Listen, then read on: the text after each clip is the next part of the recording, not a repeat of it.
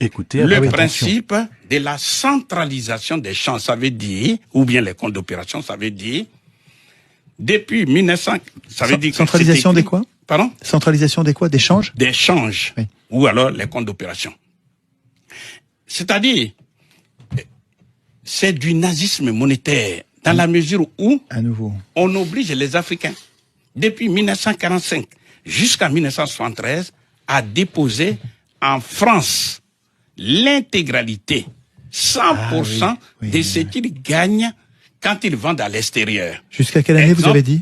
73. 73. Et à partir de 73, c'est 50%, je crois, hein, c'est ça? Non. C'est curieux, c'est 65%? J'ai dit de 1945 jusqu'à 1973. C'est 100%. C'est 100%. S'ils ont gagné 1000 milliards de dollars, ils déposent dans un compte que la France a pu ouvrir pour eux. Nicolas, ici. Il faut juste que vous preniez, il me semble, pour ceux qui connaissent pas l'échange, il faut que vous preniez un exemple. En disant, par exemple, quand un pays de la zone CFA a réussi à vendre, par exemple, de son coton, oui, à l'extérieur, il y a des devises qui rentrent. C'est oui, ça qu'il faut expliquer. Et que ces devises, quand elles rentrent, c'est une richesse pour le pays. Parce que normalement, ça va lui permettre d'acheter autre chose. Voilà. Et au lieu de s'en servir pour acheter autre chose, il faut qu'elle dépose cet argent, non pas dans sa banque centrale à elle, disponible pour participer au développement, mais il faut qu'elle le dépose dans une banque française, à la Banque de France. Donc, c'est au Trésor public français. Je rappelle, pour mémoire, le Trésor public, c'est l'expression financière de l'État.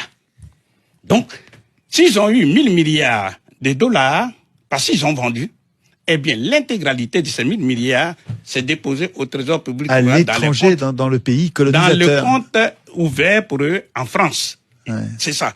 Deuxièmement, de 1973 jusqu'en 2005, précisément le 20 septembre, eh bien, la France, dans sa générosité, a dit, bon, ce n'est plus la peine de prendre 100%. Il faut simplement prendre 65%. C'est-à-dire, si les Africains ont vendu pour 100 milliards de dollars, de yens, etc., ils déposent 65 milliards. Mais, Nicolas, ils ne donnent pas cet argent. Ils le déposent sur un compte, mais les pays peuvent s'en servir en faisant des chèques. C'est un compte. Ça, c'est ce qu'on dit. Mais nous sommes en train d'expliquer les faits. Et maintenant, à la seconde où nous parlons... L'argent n'est pas volé, ils peuvent s'en servir pour autre chose, non? Mais non, je vais tirer les conséquences, vous allez voir tout de suite. Et maintenant, de 20 septembre 2000 jusqu'à la seconde où nous parlons, ils déposent 50%. Aujourd'hui, on en est à 50.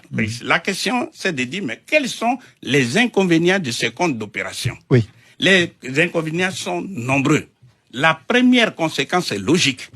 C'est que ces pays ne peuvent pas utiliser leurs devises pour acheter les biens d'équipement, les machines, pour pouvoir transformer chez eux les matières premières. C'est pourquoi ils sont sous-industrialisés. Et c'est pourquoi ils sont pauvres, parce que pour développer un pays, il faut, certes, l'outil monétaire, parce que l'économie d'un pays se gère par deux outils.